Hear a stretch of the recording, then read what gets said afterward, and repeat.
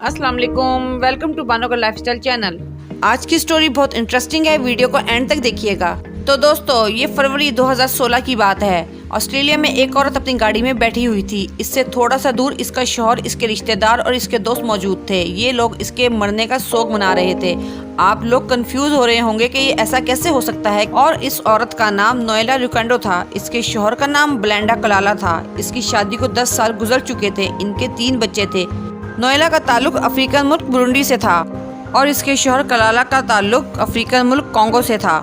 یہ دونوں 13 سال پہلے آسٹریلیا آئے تھے۔ یہ لوگ یہیں ملے، انہوں نے شادی کر لی۔ یہ عجیب کہانی اس سے 5 دن پہلے شروع ہوتی ہے۔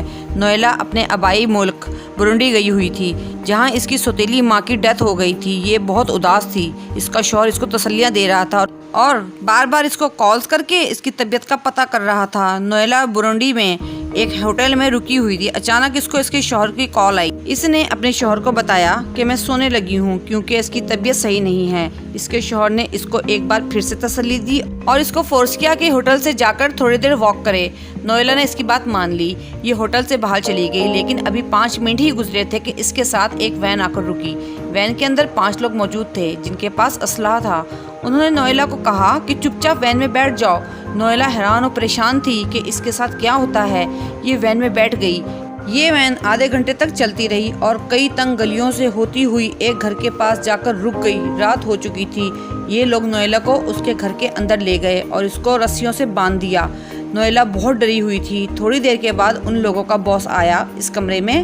اس نے آتے ہی نوئیلا سے ایک عجیب سوال پوچھا کہ وہ تمہیں کیوں مارنا چاہتا ہے۔ نوئیلا پریشانی کے ساتھ حیران بھی ہو گئی۔ اس کو کچھ سمجھ میں نہیں آ رہا تھا۔ اس نے ان کے باس سے پوچھا یہ مجھے کون مارنا چاہتا ہے۔ نوئیلا کو اس نے جواب دیا کہ تمہارا شوہر۔ نوئیلا پریشان اور حیران ہو گئی اور یہ بات ماننے کو تیار نہیں تھی کہ اس کا شوہر اس کو مارنا چاہتا ہے۔ نوئیلا کے شوہر کو اس باس نے کال ملائی اور کہا ہم نے تمہاری بیوی کو اغوا کر لیا ہے۔ اس کے شوہر نے صرف 2 لفظ بولے، کل ہر۔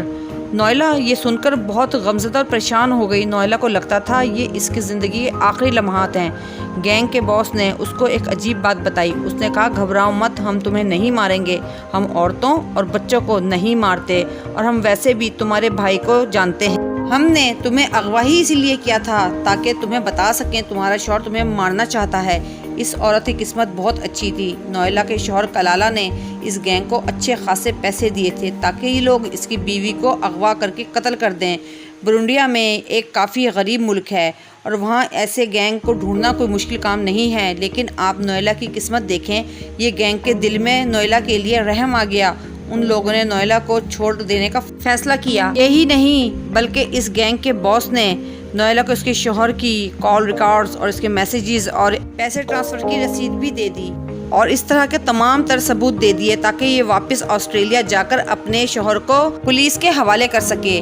نوئیلا خوش ہونے کے ساتھ ساتھ حیران و پریشان بھی تھی۔ ان لوگوں نے نوئیلا کو چھوڑ دیا اور کہا کہ جتنی جلدی ہو سکے برونڈیا سے نکل جاؤ، تمہارے لیے یہاں بہت خطرہ ہے۔ نوئیلا اگلے دن ہی واپس آسٹریلیا آ گئی۔ اس نے اپنی ایک دوست سے رابطہ کیا اور اس کو ساری کہانی سنائی۔ اس کو بتایا کہ اس کے شوہر نے سب کو بتا دیا کہ اس کا برونڈی میں ایکسیڈنٹ ہو گیا ہے جس میں اس کی بیوی کی ڈیتھ ہو گئی ہے۔